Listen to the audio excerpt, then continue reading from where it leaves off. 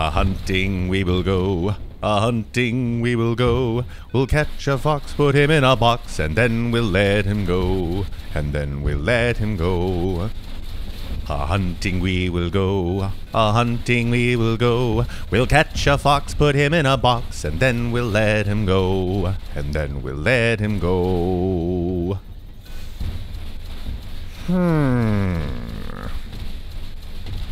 For a very long time, the Waz'Got witnesses seemed to be an almost harmless cult.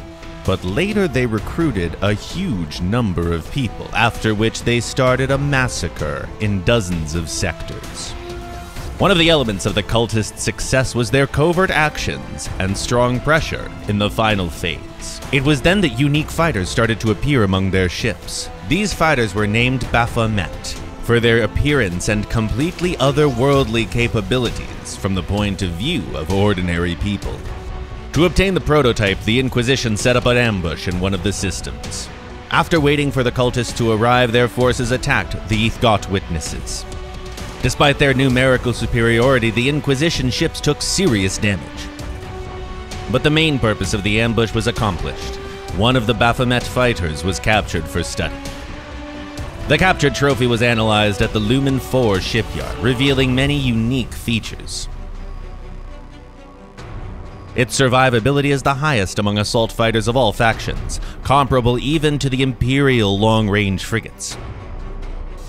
Its powerful shield can be further amplified by a unique special module and modifier. The main weapon, the missile module Trinity, fires homing missiles at a captured target.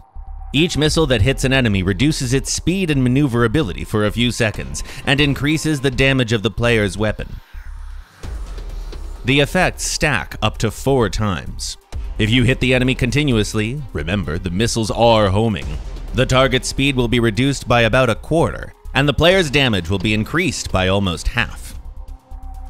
This way, along with one of the highest base damage among all fighters, and with its slowing effect, this weapon almost sets a record. And yes, the missiles guide themselves. The main thing is to not forget to replenish the ammunition, and let the enemies comfort themselves with thoughts like, he's probably got missiles left for 3 salvos. Well, maybe maximum 5, tops. The special ODG module, Planar Shift, accumulates a charge for every 1,000 units of damage dealt to the ship's shield. The charges exist for no more than 20 seconds. You can accumulate a maximum of 10 charges. Upon activation, it spends all the accumulated charges and restores up to 10,000 units of the shield for 10 seconds, and makes the player's ship invisible for 18 seconds. Any incoming damage and opening fire interrupt the effect, but you can still fly for 18 seconds. You can cover almost half the map in that time. Disabling invisibility increases the shield's damage resistance by 30 units for 5 seconds. That is, you can recover as much damage as you received, and then you can activate invisibility for almost half a round. Is it now clear why the Inquisition received a prototype with such heavy losses? But there's more. Baphomet Shield Recuperator. An improved variant of a shield recuperator. Increases the shield's resistance to all damage by up to 20 units, and transforms more than a third of the incoming damage into energy. Attention, transformed damage is not reduced. And that's permanently, in passive mode. Baphomet Pulse Discharger. An improved variant of a Pulse Discharger.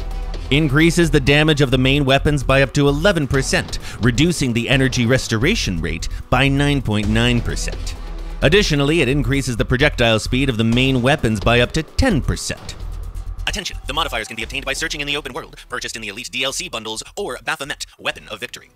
From the reviews of one of the test pilots from the Lumen 4 shipyard, what can you say about this ship? Was it worth repairing nearly a dozen ships from scratch to capture a single Baphomet? The machine's friendly, the motion's smooth, without sharp jerks. It enters turns smoothly, like a family space yacht. Huge crosshair markers and homing missiles. My grandmother could drive this one, even if she forgot her glasses at home. You see the target roughly on the ship's course, count to 3, fire the missiles, and go about your business. Visit a pharmacy, get some groceries in Falmart. There are also legends that during one of the battles in the Proxima system, one of the young pilots fell asleep at the helm of this ship with his nose pressed against the trigger. He woke up a hero. He received the clear sky, scrap metal, you again, and thud medals, and a bunch of standards along with them. He left the fleet, he no longer works, and he published a book and teaches courses. He gave both the book and the courses the same name: Sleep, Nose, Fame. It's hard to suggest an alternative build here. All the modules and modifiers of the ship suit it in the best possible way. The main thing is to not go straight into a crowd of enemies, because Baphomet is a machine for thoughtful destruction at medium range.